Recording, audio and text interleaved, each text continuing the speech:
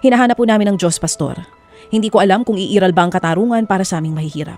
Anong say mo, Brad? Una, acknowledge natin yung pain and injustice. Alam mo, Kuya Ricky, walang masama sa nararamdaman mo. Matinding galit at pangungulila. Sa Bible mismo, makikita natin yung mga taong umiyak sa Diyos dahil sa kawalan ng hustisya. Si John the Baptist na nga to, Kuya Ricky, pinsan mismo ni Jesucristo. Matinding injustice to. Pinugutan to ng ulo dahil kino-call out niya yung kasalanan ng kanilang gobernador during that time, si Herod. So normal pong itanong na, nasa ng hustisya? Ang Diyos mismo ay hindi manhid sa nangyari sa iyo. Pangalawa po, ipapayo ko lang sa iyo, Kuya Ricky, ang paghihiganti ay hindi para sa iyo isa kamay mo. Ang natural na tukso ay gumanti, okay? Life for life. Pero malinaw din po sa isang verse sa Bible, huwag kayong maghihiganti, bigyan niyo daw ng puwang yung galit ng Diyos sapagkat nasusulat, yung paghihiganti ay sa akin, sabi ng Diyos. Kapag tayo gumanti kasi, nagdagdag lang po ng kasalanan at sakit. At hindi po hinto yan. Gaganti yan, maaaring sa isang anak mo naman, yung anak mo gaganti, and so on and so forth, hanggang multiple generation, nagpapatayan. Pero kapag pinagkatiwala natin sa Diyos, siya ang maghahatol ng tama, kahit mabagal sa mata natin, hindi siya nagkakamali ng kanyang hatol. Napanood ko lang kahapon, isang araw siya, yung widow po ni Charlie Kirk, isa pong sa Amerika ngayon, na napatay nga po, na martyr, isa pong Kristiyano na nagsishare ng gospel, binaril.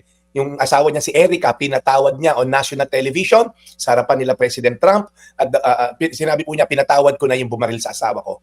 Okay? Hindi ibig sabihin papalayain justice must be served, pero sa kanya hindi na niya pinagdadasal na mamatay ka rin. Hindi ko alam paano niya nagawa yun. Okay? Kung paano niya napatawad yung pumatay sa asawa niya 2 weeks ago. At pangatlo, Kuya Ricky, as I end, ang Diyos ay Diyos ng katarungan. Kahit ngayon parang panalo yung mga mayaman na yon at makapangyarihan, tandaan mo, ang huling hatol ay nasa Diyos pa rin. May utos nga dito sa Kawikaan 14:31, ang nangaapi ng mahihirap ay hinahamak ang Diyos na lumikha sa kanila. Ngunit ang nahahabag sa mahihirap ay pinararangalan ang Diyos. So tandaan mo to, Kuya Ricky, pagka tayo ay naagrabyado at tayo nasa tamang side ng justice, kakampi mo ang Diyos. As I end, idulog mo yan sa Diyos araw-araw. Okay? While you're doing the legal side, gawin mo yan. Pero ikaw din, yung spiritual side, idulog mo yan sa Diyos araw-araw. Pangalawa, alagaan ang puso mo. Huwag hayaang lamunin ng galit, okay, ang buo mong pagkatao. Kapag pinili mo yan, hindi maganda ending yan, Kuya Ricky. At pangatlo, manatiling tapat kay Lord, kahit sa gitna ng kawalan, siya pa rin ang matibay na pundasyon. Kawikaan 14:31, ang nangaapi ng mahihirap ay hinahamak ang Diyos na lumikha sa kanila. Ngunit ang nahahabag sa mahihirap ay pinararangalan ang Diyos. Tayo manalangin, Panginoon. Sinasalamin ni Kuya Ricky ang maraming sitwasyon sa amin, kahit maaaring hindi murder, pero Lord, laging kadalasan, ang mga mahihirap ang napapagkaitan ng hustisya.